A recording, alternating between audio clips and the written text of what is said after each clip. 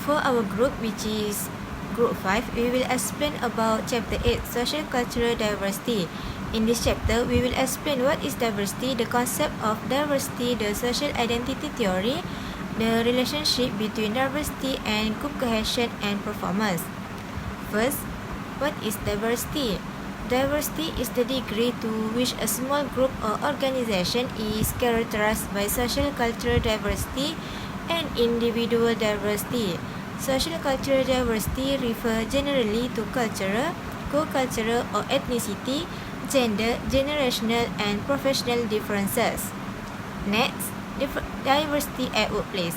To better understand and define diversity, we can think about it in a social context. For example, at work. Diversity in the workplace refers to differences we recognize in ourselves and others such as gender, culture, race, ethnicity, age, religion, sexual orientation, family structure, physical and mental disabilities or challenges. Diversity management reflects value of inclusivity and recognizing and valuing the differences among people. In the workplace, diversity management is a process of creating a working environment that is both diverse and inclusive. It values what every employee brings to the table as unique so that an organization can grow and succeed accordingly. The overarching theory is that when employees come together from different backgrounds, creative problem-solving processes grow in turn. This is thanks in part to an increased amount of varying perspective. So, in other words, diversity is defined as a differences of variety. Without differences of variety among people in the world, the ability to grow and learn would be limited. Okay, so I will continue with my part, which is I will explain about diversity at workplace, 4 layers of diversity and social identity theory. So I will start explain about the diversity at workplace. Diversity in the workplace refers to the differences that we recognize in ourselves or in other people. For example, the differences such as gender, culture, race, ethnicity, age, religion, sexual orientation, family structures, physical and mental disability or challenges. While diversity management reflects values of inclusivity and recognizing and valuing the differences among people. In other words, diversity can be defined as a differences or variety. Without differences or variety among people in the world, the ability to grow and learn would be limited. Next, I will explain about 4 layers of diversity. First layer is related to the personality. Second layer is related to the internal dimension. For example, of internal dimensions such as age, gender, race, sexual orientation, physical ability, and ethnicity. The third layer is related to the external dimension. For example, such as religion, marriage status, income, personal habits, appearance, work experience, parental status, and educational background. And the last one, which is the fourth layer, is related to organizational dimensions. For example, such as management status, work location, functional level or classification, and work content field. And next, I will explain about social identity theory. Social identity theory is perception of self and others based on the social groups that one belongs to. Or in other words, social identity theory is a person's sense of who they are based on their group memberships. For example, social identity theory proposes that the groups such as social, class, family, football team, and etc., which people belong to, were an important source of pride and self-esteem. Groups give us a sense of social identity or a sense of belonging to the social world. So that's all for my part. So I'm gonna continue our presentation today with types of diversity. First thing first, what we should know is what are the types of diversity. Based on the standard diversity definition, the types of diversity in a social context are theoretically infinite, which means that they encompass every characteristic that appears with variations among a group of people, such as hair or eyes color, but usually when it comes to workplaces, there are 7 types of diversity we pay attention to. And what is that? They are usually called as cultural diversity, racial diversity, religious diversity, age diversity, gender, sexual orientation, and lastly is disability. But as what stated in the slides, I'm gonna focus on that types, which is cultural, gender, generational, and professional differences. or we call it diversity. Okay, now let's move to the next slide for the deeper understanding on these diversity types.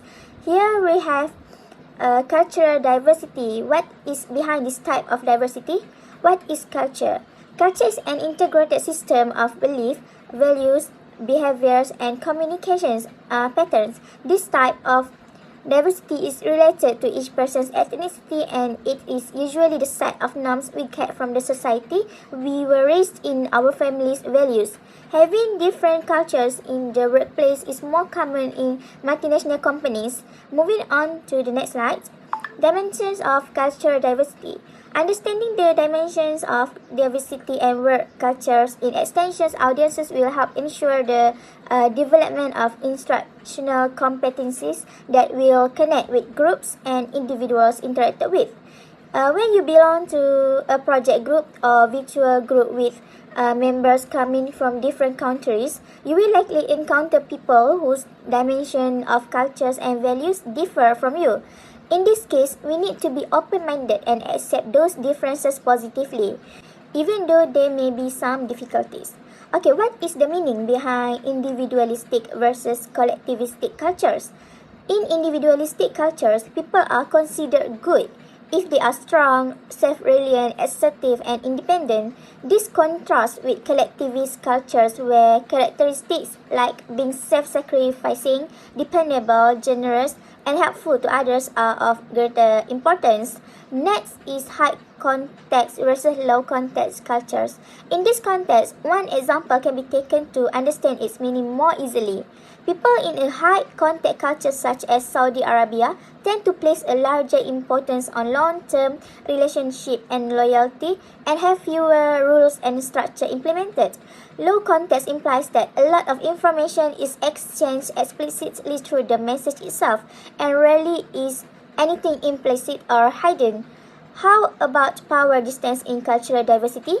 Power distance refers to the way in which power is distributed and the extent to which the less powerful accept that power is distributed unequally. Put simply, people in some cultures accept a higher degree of unequally distributed power than do people in other cultures. Next is about this one, uncertainty avoidance. High uncertainty avoidance often requires rigid codes of behavior and belief. There may be easily be intolerance of unorthodox behaviors and ideas. Persons with high uncertainty avoidance appreciate explicit instructions. They often rely on procedures and policies to reduce the chance of things getting out of control. Lastly, masculinity, femininity. The masculinity or femininity dimension is about what values are considered more important in a society. Society at large is more competitive. Its opposite, femininity, stands for a preference for cooperation, modesty, caring for the weak, and quality of life. Society at large is more consensus-oriented. Okay, let's move on to the last slide for my part. I will talk about the differences between individualistic versus collectivistic cultures. In short, it can be said that individualism emphasizes individual goals and rights.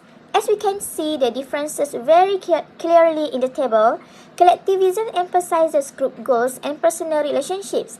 Our first cultural value dimension is individualism versus collectivism.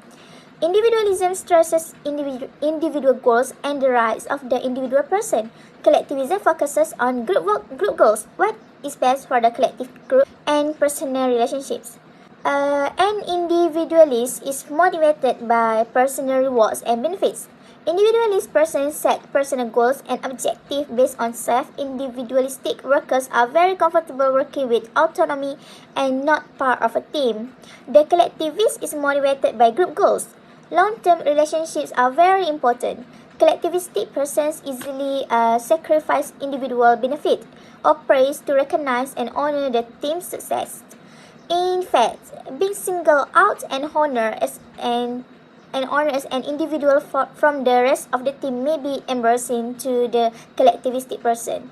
Okay, last but not least, I'm gonna give you guys an example of how individualism versus collectivism may play out at a university is related to academic integrity. Hopefully, it can provide a solid understanding of the differences between these two aspects.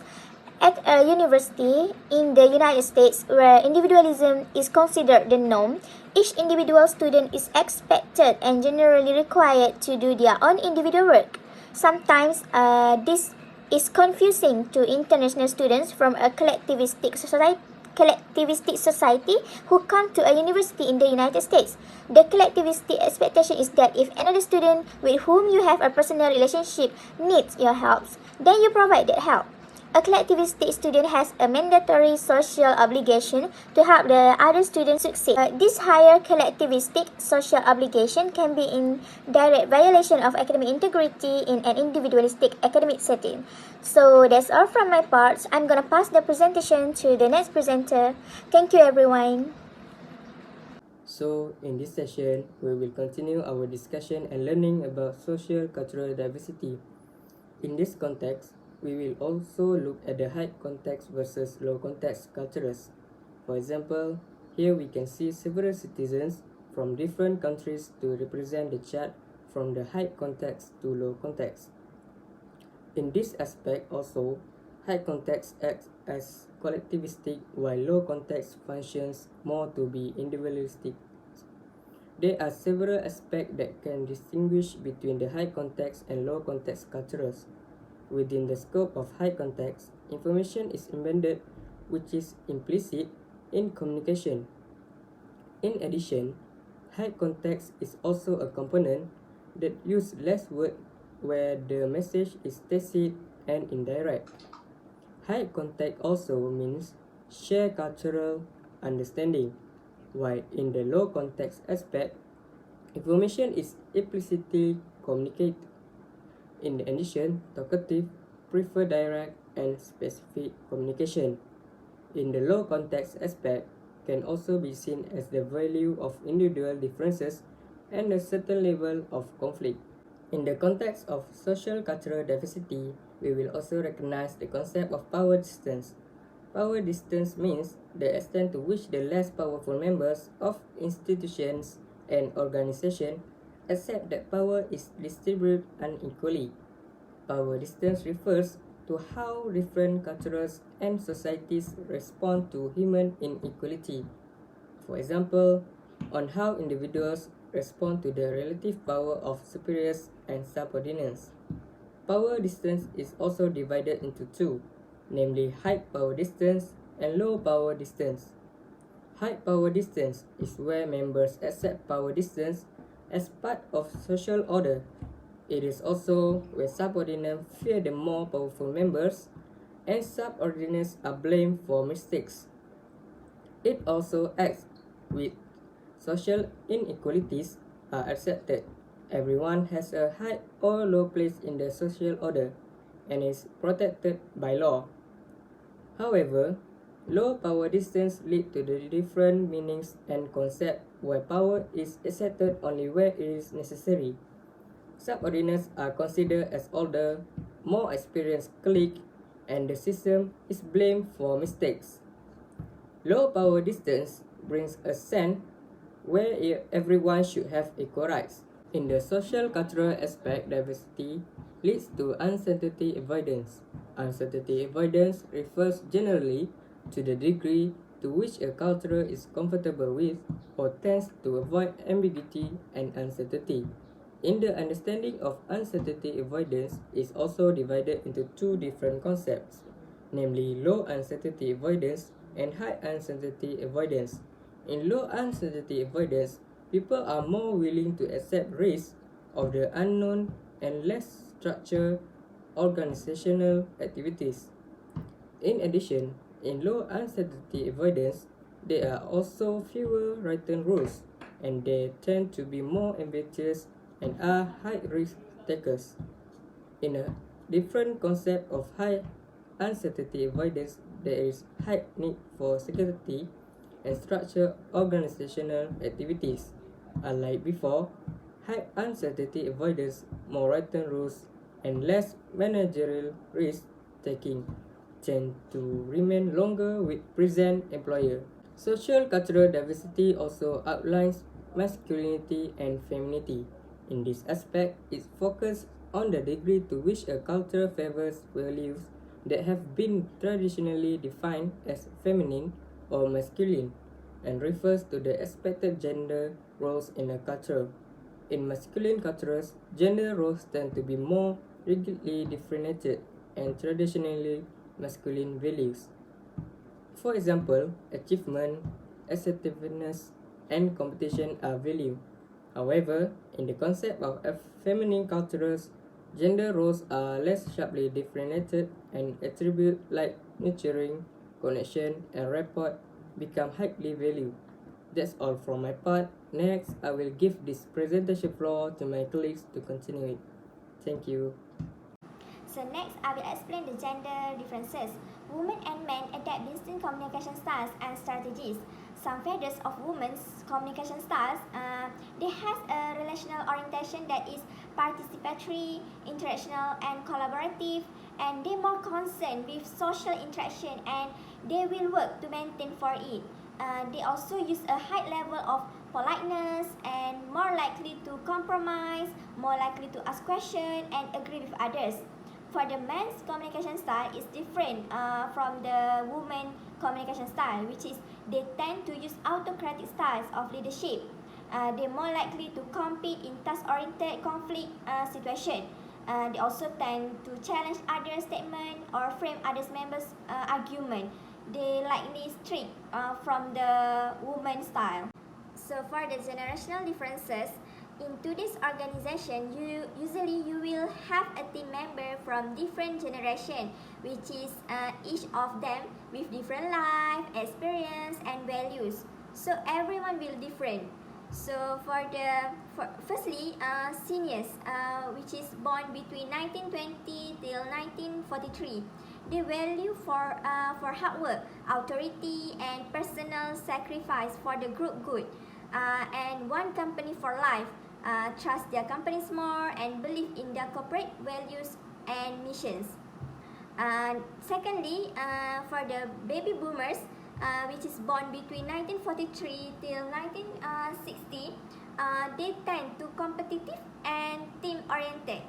As example, TV generation, which is concerned with socio-economic justice, and they popularize creative group processes and quality control approaches.